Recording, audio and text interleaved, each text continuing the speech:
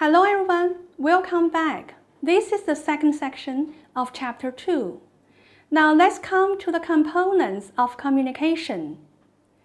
Are you familiar with this poem? Talk to me, sing to me, send me a letter. Make me a video, that's even better.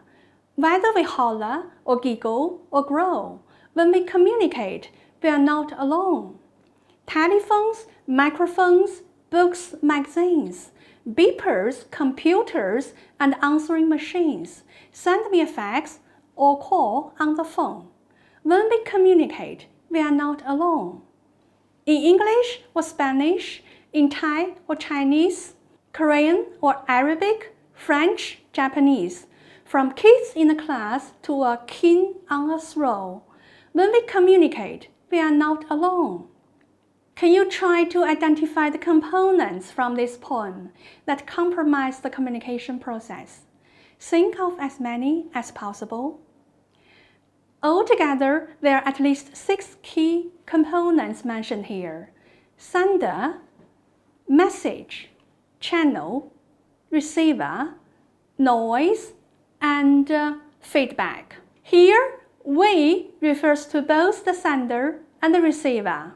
From its literal meaning, the sender refers to a person who sends the message, while the person who receives the message is called a receiver.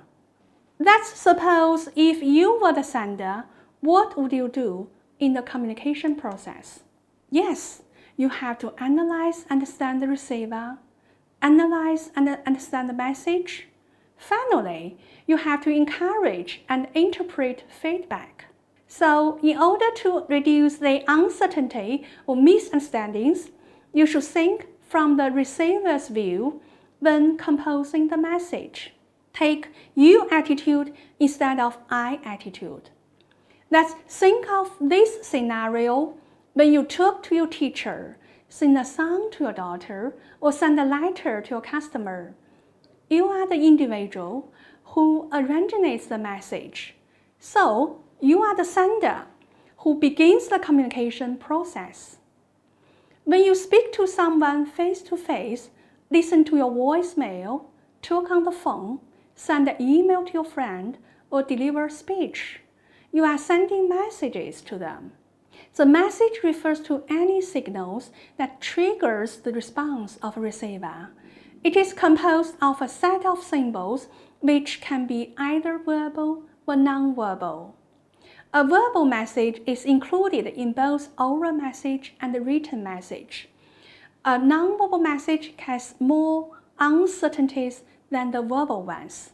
Let's suppose you were the supervisor in a company.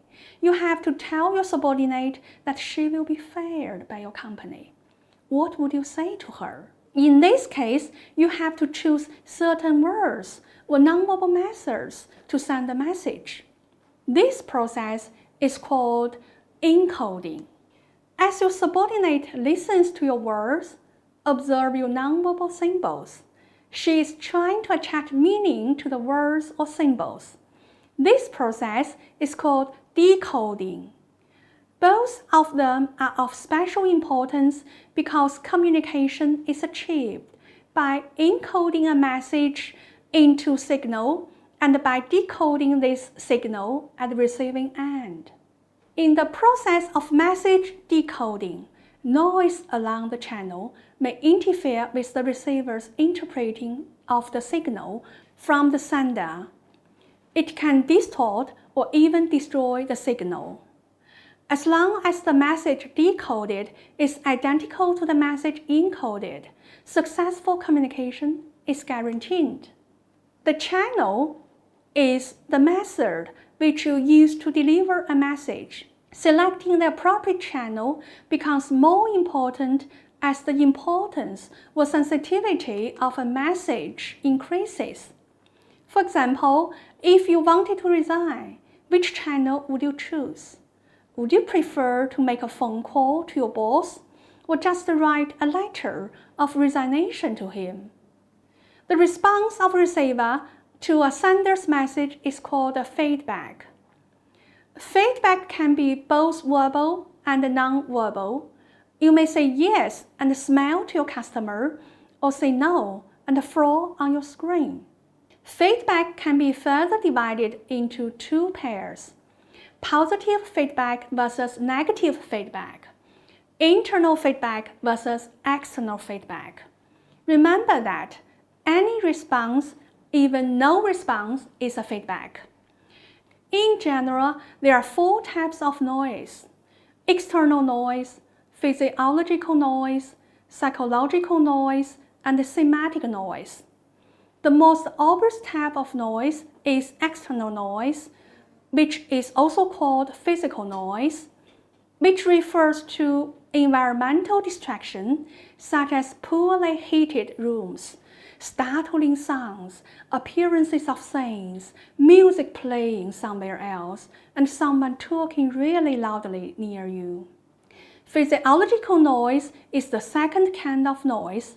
It refers to the biological influences that distract you from communicating competently. For example, when you speak in public, you may become nervous, your palms will be sweaty, your heart will be pounding, you may have a butterfly in your stomach.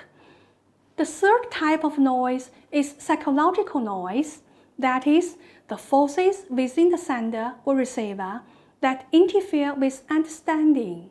Psychological noise are the preconception bias and assumptions, such as thinking someone who speaks like a valley girl is dumb, or someone from a foreign country can't speak English well, so you speak loudly and slowly to them. Semantic noise refers to the receiver does not derive the meanings intended by the sender. Semantic noise is word choices that are confusing and distracting. For example, someone could be talking at length in Vietnamese, but you simply do not understand the language. Or a speaker may make incorrect assumptions about how much shared knowledge you both possess. They may assume you know all about Uncle John's recent fall, but if you do not, then the communication potentially breaks down. In short, noise is inevitable. All communication contains some kind of noise. We should try to reduce noise and its effect as much as possible, even though we may not get rid of them completely.